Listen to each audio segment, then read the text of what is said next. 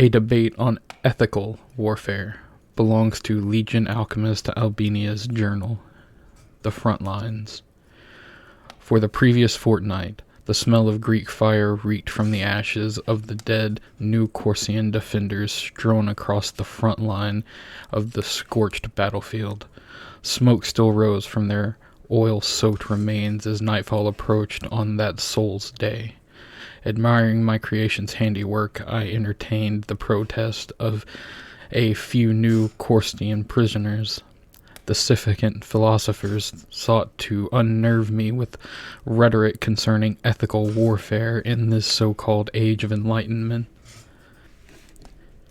In their cross-examination, these plebs purported that the Greek fire I was preparing and rationing into cask was cruel and unethical, both in theory and in practice. They stuck out their chest as they claimed what I was creating was lacking of any virtue that the gods found admirable.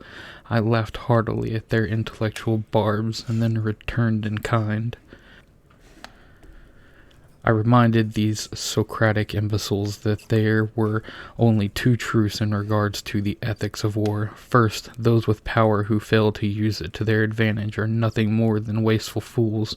Second, those who fall prey to power beyond their grasp are deserved victims whose complaints are whispered from cold, dying lips.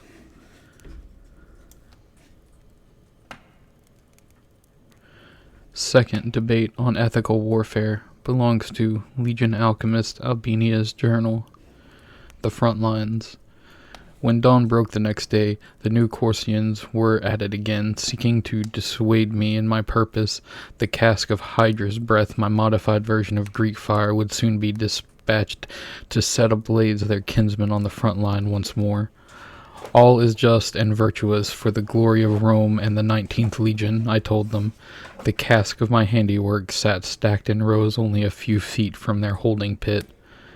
The one called Brutus appealed to my compassion and begged me to forsake my task at hand. He pleaded with me to seek the wisdom of Seer Atticus of New Corsia before my soul was torn from my entrails and banished to the underworld. Another prisoner called me a cur and told me that the retribution of his ancient creators would be swift and just. His kinsmen joined in and chided me for committing such atrocities to their chosen people. I bit my thumb at him and laughed wholeheartedly at the lot of them. I am a man of science, reason, and opportunity, while their skull caps are filled to the brim with impetus.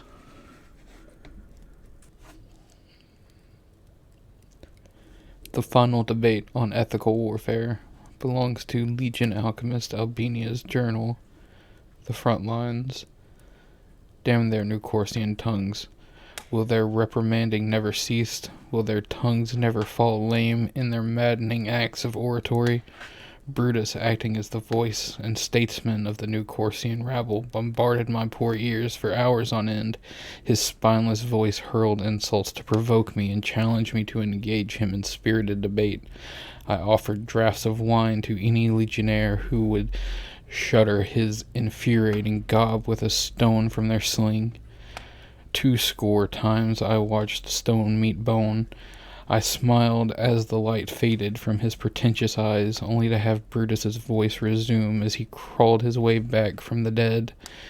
It was a never-ending crusade of didactic accusations and talk of his so-called standards for ethical warfare. For hours I repelled the urge to look down upon his repugnant face, holding my rage at bay from a distance. It was then I heard him speak voraciously of my cowardice, barbarism, and the weight of my soul contained in the nearby cask. Upon hearing his last string of insults, I could contain my resentment no longer.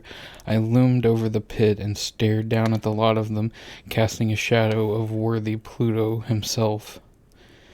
I set my smoldering gaze upon him. As I did, he blustered on about his immoral virtue, up until I rolled a cask of my immoral concoction over the edge of the pit, setting it ablaze with my torch. The preceding moments of tortured screams, crackling flesh, and gurgled pleas for mercy were but a pittance to pay for the undisturbed night's sleep.